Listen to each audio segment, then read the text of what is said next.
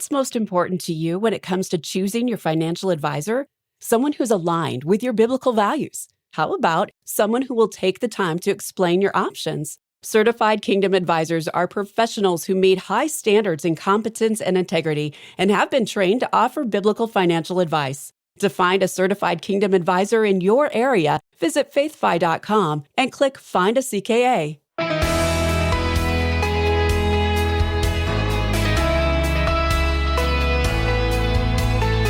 In the 1st century BC, Roman historian Sallust said, "Prosperity tries the souls, even of the wise." Hi, I'm Rob West. Most people would choose financial prosperity despite its temptations, but what if you're living with financial adversity?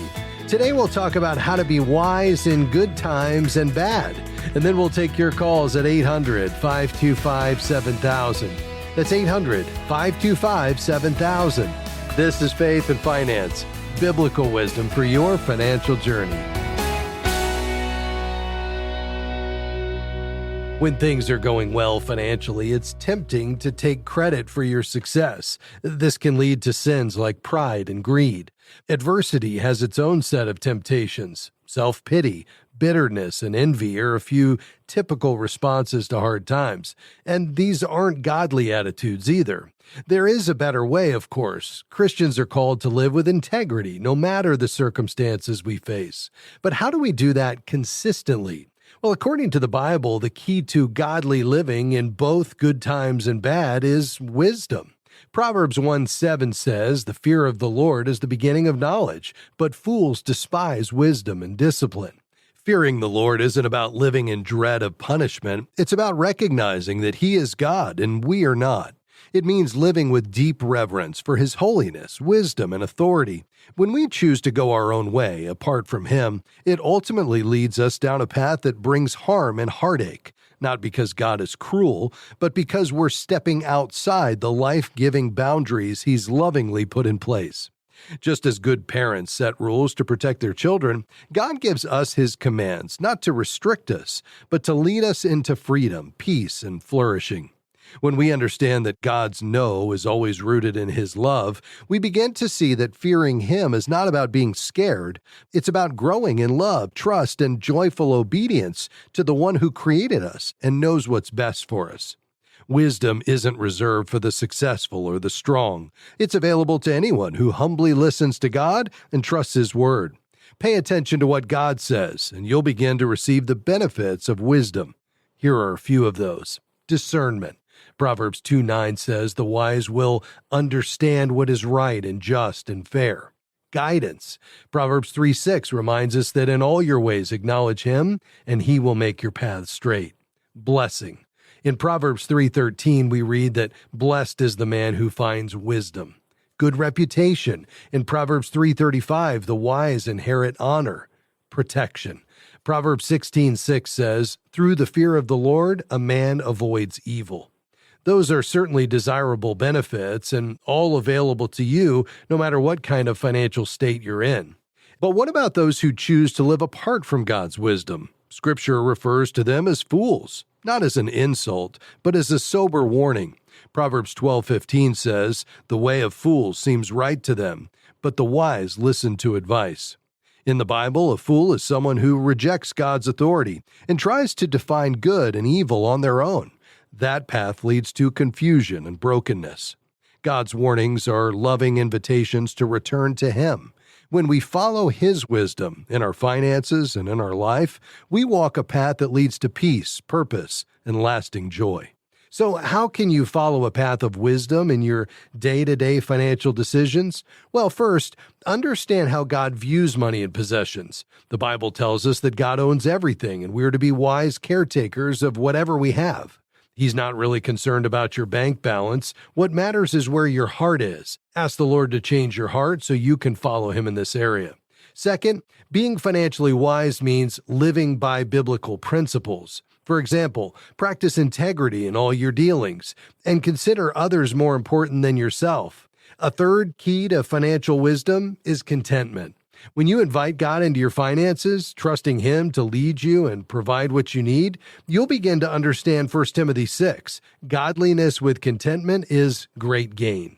So what do your financial habits and attitudes reveal about your heart?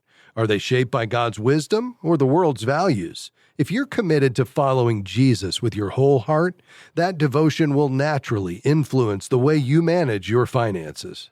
Whether God in His wisdom has provided you with adversity or prosperity, you can be confident in God's love and provision. You can be prepared to deal with any financial circumstances when you're focused on what's really important, and that's following Jesus.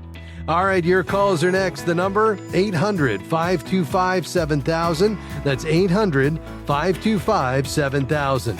I'm Rob West, and this is Faith and Finance. We'll be right back.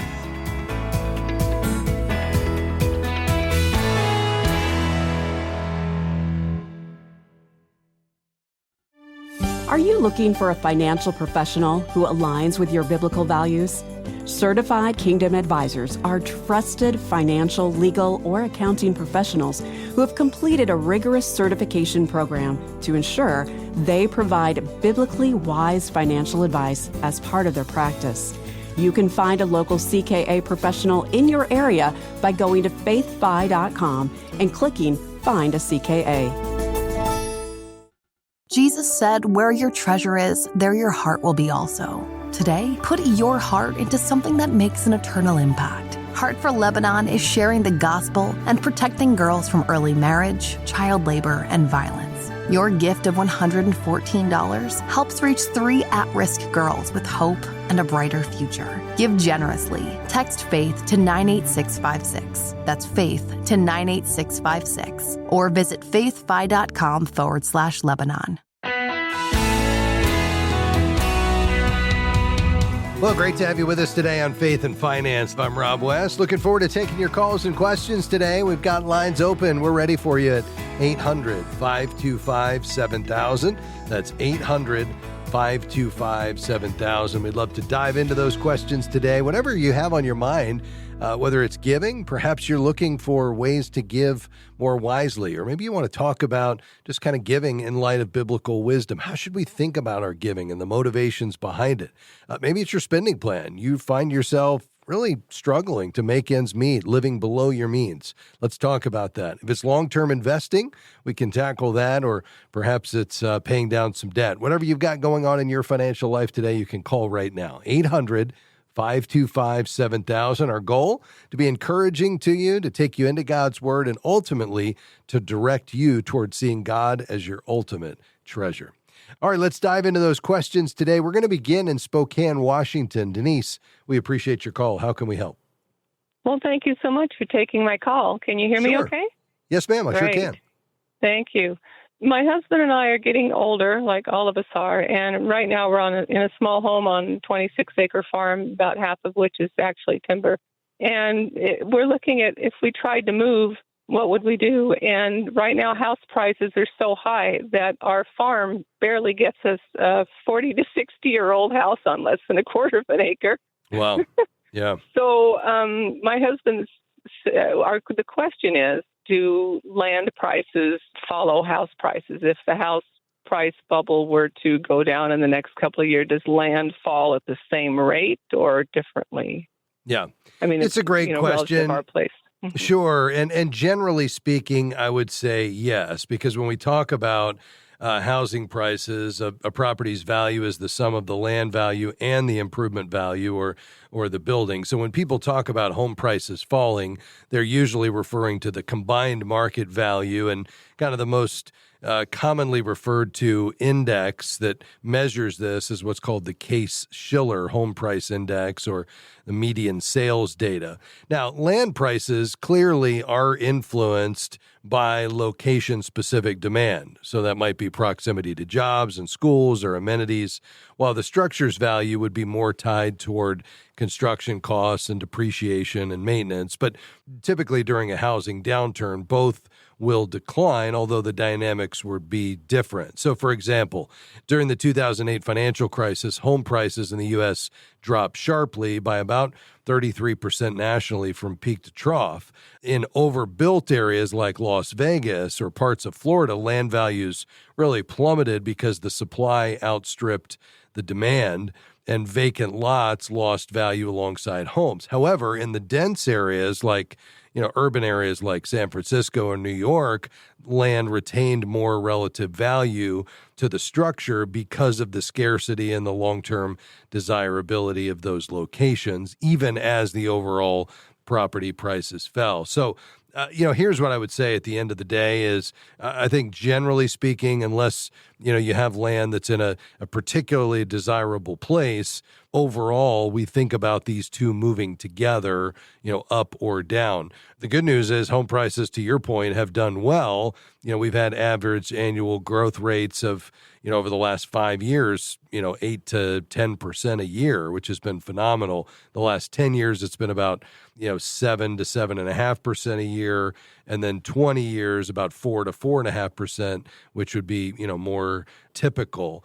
Most economists aren't expecting a significant pullback in housing prices moving forward, at least, not in the near term. The consensus would be around continued growth, even though perhaps it's a slowing of the rate of increase versus any kind of contraction. So I know that's a lot of information. Is that helpful to you? Oh, that's very helpful. And the fact that it doesn't look like there's going to be a major correction like there was in 2008, that's good to know too. Yeah, that's exactly right. I think we're going to see a slowing, but the supply-demand imbalance keeps the floor solid because the reality is there's still a shortage of homes in this country, even though some areas can get overbuilt. Again, parts of Florida, maybe some of the pandemic boom towns like Austin. But overall, we still need more homes in this country.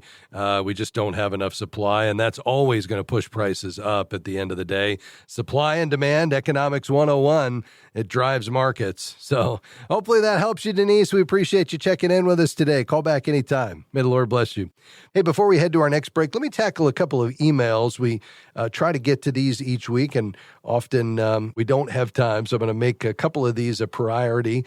Sharon writes and says, I want to put my house in a trust to protect it in case I end up in a nursing facility, but I can't afford an attorney. What do you think of using an app like Quicken Willmaker for this purpose? My general recommendation, Sharon, is to avoid using these cookie cutter apps to draw up something as important as this is. There's a lot of factors to consider before you make that decision on a will or a trust. And that's really where an estate attorney can come in, not only just the legal side of making sure you're in compliance with the federal and the state laws, which obviously change by state, but also that they're asking the right questions to help you get to the right tools and planning decisions based on your desires. One of the biggest is with a irrevocable trust. You can't change it or dissolve it once it's implemented. So it'd be much safer for you to pay for an attorney. But even with just a basic will, I would want to make sure that it's done properly. If at the end of the day, it's going to come down to either we don't have a will or we use one of the online tools, better to have something than nothing. But if you can make a place for it in your budget, I would encourage you to get an attorney to walk alongside you. Denise writes, I'm a federal employee and I'm planning to retire within a year. My TSP is invested 70% in the C fund. That's for a TSP employee, that stands for the Common Stock Fund, and 30% in the G Fund. G is for government securities. So think about that like a money market. Denise is saying, is this a good allocation or would it be safer to start moving more of my investments into the G Fund? Well, here's what I would say. You can use the rule. We used to call it the rule of 100. We've now raised it to 110 just because people are living longer. But essentially, you subtract your age from 110, and that's the percentage that you would keep in the stock portion. So for the TSP, that's probably a balance between the C, the S, and the I. C, common stock, S, small cap, I, international. So I'd probably have 50% of your stock allocation in the C and then split the other 50% between the S and the I. And then whatever that math came out to be, the portion that would be in fixed income would be in the F fund. So 110 minus your age, that's the percent that goes in stocks. The balance goes in the bonds, which for you would be the fixed income portion in that thrift savings account. I hope that helps, Denise. Thanks for writing to us. By the way, if you have a question, send it along. Ask Rob at faithfi.com. faith-fi.com. We also have other lines open today. In our final segment, we'd love to tackle your question or hear your testimony. Maybe God's been at work in your financial life. You'd like to share that with our listeners as an encouragement today. We'd invite you to be a part of the program. The way to do that, just head to the phones and call us right now at 800-525-7000. That's 800-525-7000. By the way, if you'd like to connect with an advisor, we talk often here about investment advisors. Often we talk about financial planning issues. So many of these issues require a trusted financial professional, and I would go a step beyond that to say a competent financial professional who shares your values as a Christ follower. Well, that's the CKA designation, Certified Kingdom Advisor, and you can find a CKA in your city when you go to faithfi.com and click Find a Professional. That's faithfi.com. We'll be right back.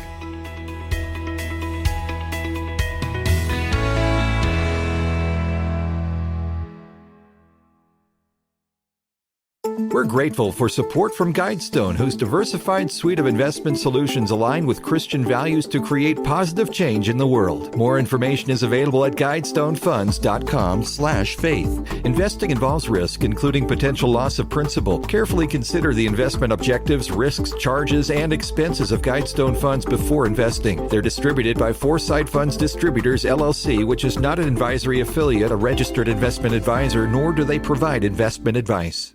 You're young. You don't go to the doctor that often, yet health insurance is still so expensive. If your health insurance costs too much, maybe you should switch to an affordable alternative. Take charge of your healthcare with Christian Healthcare Ministries. CHM offers programs starting under $100 per month. Check off the affordable box on your list and get back to what you really love, running your business or caring for your kids, and have peace of mind while doing it. Visit chministries.org/faithfi to enroll today.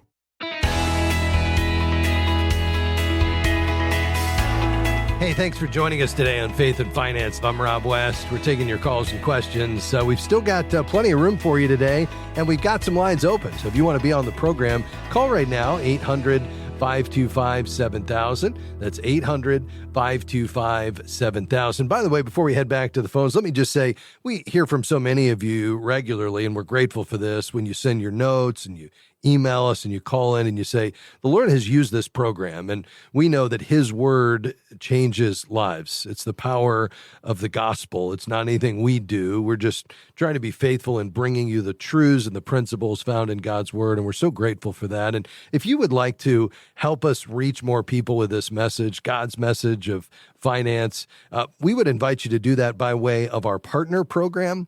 There's so many of you that say, how can I give back to the ministry because I've been blessed by it? And the partner program is a great way to do that. It's simply those that come alongside us at least $35 a month. We call you a FaithFi partner. And a way we say thanks for being a FaithFi partner is every quarter you'll get a ministry update.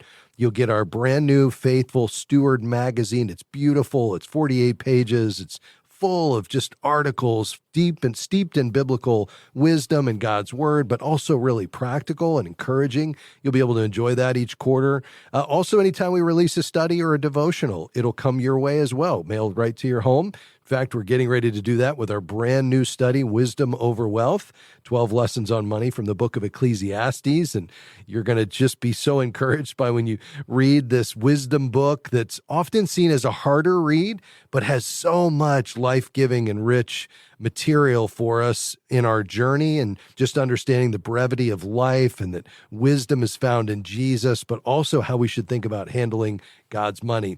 Each time we release one of these studies, it'll come your way as well. If you'd like to be a partner, just head to our website. You can do that at faithfi.com. That's faithfi.com. Just click give, and you'll see how you can quickly and easily become a FaithFi partner when you make your gift today. faithfi.com. Just click give, and thanks in advance. All right, we will go to Dixon, Illinois. Hi, Gloria. Go right ahead. Rob, thank you so much for your ministry. Thank you. My question is, I have a house that I own, and I had decided a long time ago that I would put it in my name and my three daughters' names.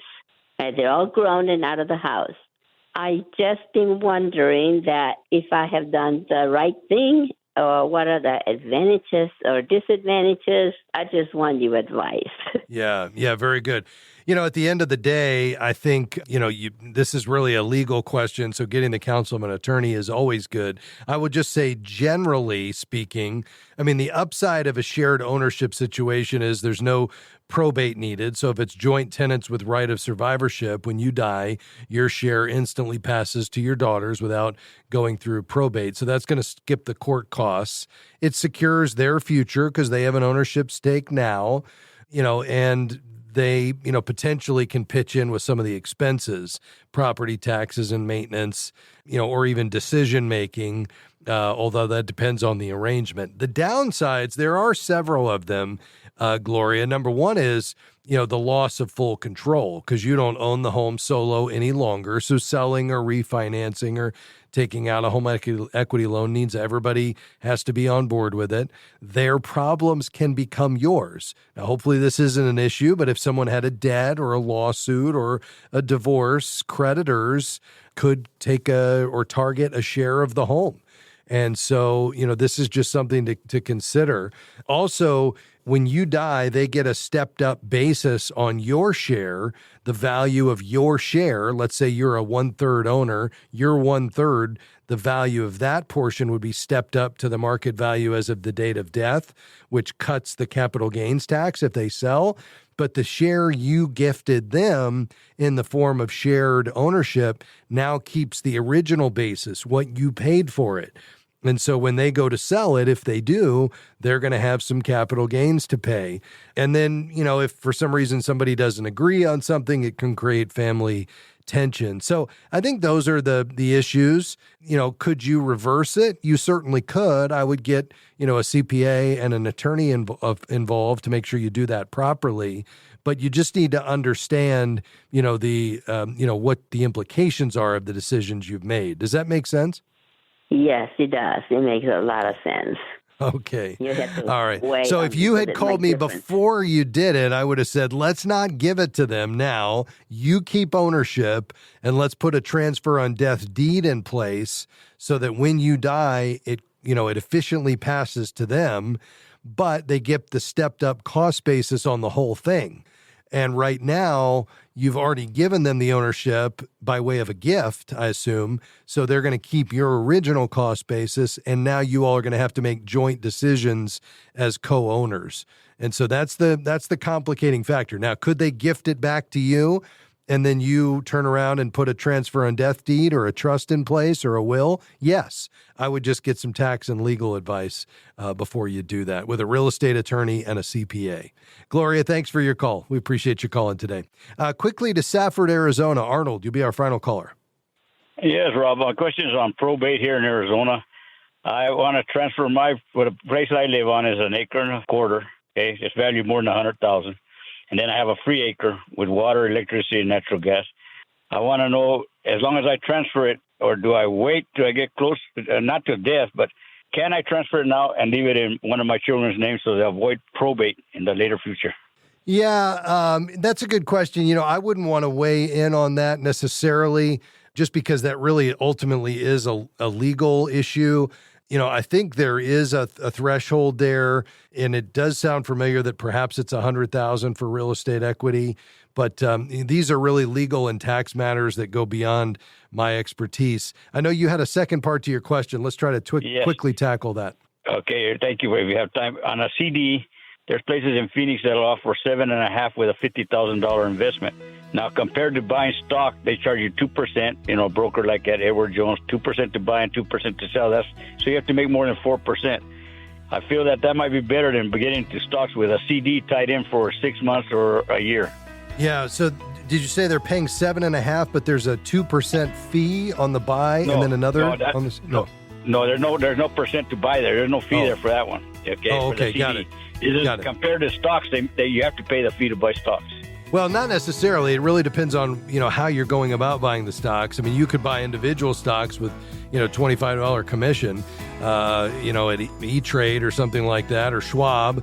You could use a robo-advisor, which is very low cost. I think it really comes down to your time horizon, Arnold. If you're really looking for the time horizon, of less than 3 years, the CD is a great option. And I don't know what you're looking at 7.5%, but if there's FDIC insurance on that or NCUA, I'd say take that all day long.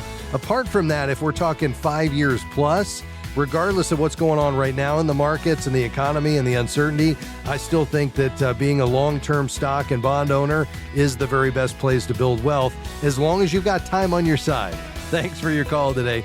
Thank you to Amy, Jim, Dan, and Dorina. We'll see you tomorrow. Faith and Finance is provided by FaithFi and listeners like you.